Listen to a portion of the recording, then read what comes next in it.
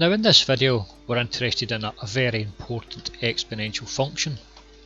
So we have an exponential function here and we have the value of a. So we've seen before that a can change and it just changes the shape of the exponential function, and if it went down to a value less than 1 the exponential function would go in this direction here. So we've seen this before, there's nothing new in it. And we've also seen that we've messed about a bit by exponential functions that have a value of a is equal to 2, and we used that just for simple examples because it was easy to use the arithmetic for a equals 2. Now what we're interested in is looking at the rate of change of this function. So we're interested in differentiating the exponential function. So let's go ahead and we'll see what happens whenever we differentiate this. So let's leave the value of a for the moment at a value of 2, and what we can do is we can adjust this value of b. Now when we move this value of b, this here is going to be the gradient at that point. So we've seen this blue line is the tangent, which gives us the gradient at that point, and there's the gradient actually noted down there.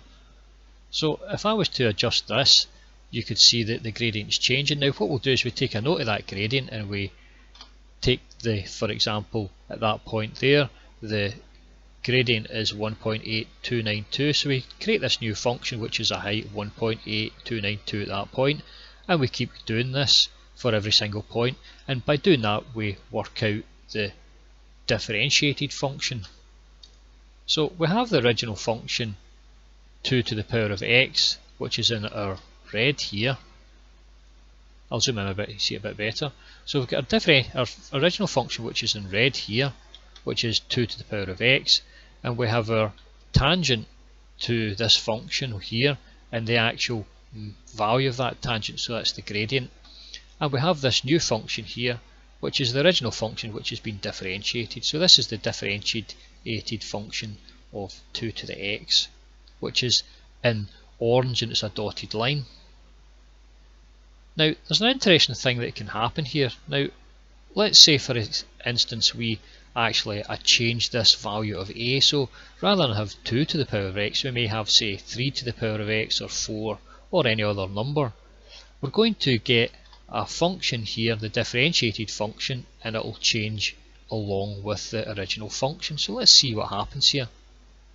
So therefore you can see the differentiated function in the orange, so the orange dotted line, you can see that changes along with the function a to the power of x, as you would expect.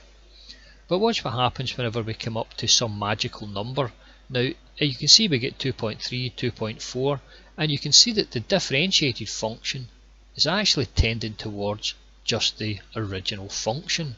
So watch what happens when we get up to a special value, 2.718. Now that 2.718, now it actually goes off to infinity, there's lots of other numbers there, but we'll just do it for 3 decimal places. So at that particular function, that's 2.718 to the power of x, it means that when we differentiate this function, we actually just come back to the original function. So that's quite hard to understand when you see it at first. So I'll just kind of repeat it again. If we have this function 2.718 to the power of x, whenever we differentiate it, we come back to the original function, which is just 2.718 to the power of x. So that means this special exponential function we have, whenever we differentiate it, we just get the original function. So this number here, 2.718, is given a very its own name. It's called e, and this function is e to the power of x. So when we differentiate this function e to the power of x, we just get e to the power of x, and if we differentiate it again we'll get e to the power of x, and again. So it doesn't matter how many times we differentiate this function, we just get back to e to the power of x.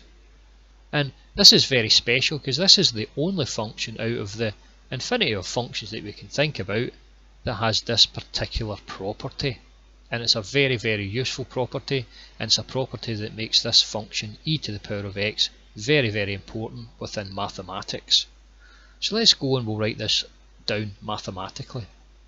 Also, I would suggest that you open up this file and have a wee play with it and have a think about what's happening whenever we adjust this value of A and also adjust the value of B, and really think about it and ensure that you do understand what's happening here, because this is important for us continuing mathematics onto more advanced levels. So of all our exponential functions, that's functions of the form y equals a to the power of x, there is one very special value for that constant a, and that value is 2.718, and it continues on forever. So the function y equals 2.718 to the power of x, it's so important that we distinguish it from all the other exponentials, and we give it its own name. So we say this is y equals e to the power of x. So e stands for this number 2.718. Now the reason that, as we've seen in the graphical calculator, that this function is so special is that it is its own derivative. So that is, whenever we differentiate this function e to the x, we just get the same function e to the x. And this is the only function of this nature. That's why it is so important within mathematics, and it's important that you grasp this here, and if you check back at the graphical calculator and have a wee think about it and ensure you understand what this means. So this exponential function y equals e to the power of x, like all other exponential functions, has an inverse. But of course, because this function is so important, the inverse is also important, and the inverse gets its own name as well. So let's look at that next. So we have this special exponential function, which is given by y equals e to the power of x. So this is just like the other exponential functions we've looked at, but the value for our constant is 2.718, and it's very special, so it's given it its own letter, and that is e. So this is our exponential function in red. Now we're interested in finding the inverse of this, so we know the inverse of this is the reflection of this line in the line y equals x. So that gives us this function here. So this is the inverse of our function y equals e to the x. So we can also write this inverse function as log to the base e of x. But as I said, that this function is so important that its inverse is given its own special name as well, and it's called the natural logarithm. So this is generally written as y equals ln x. So that's the natural log of the value of x.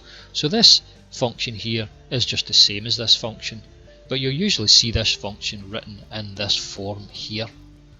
So let's go ahead and we'll write that down mathematically. So I've taken a copy from the graphical calculator here. We have our original function y equals e to the power of x. It gets reflected on the line y equals x in order to give it the inverse. This is inverse function in purple here, and that inverse function can be written as y equals log to the base e of x.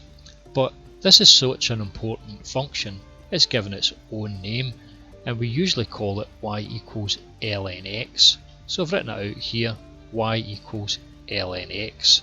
So this is called the natural log. So let's go ahead and we'll see how we can use this in a few examples. Thank you for listening. I'll get in the next video. Goodbye.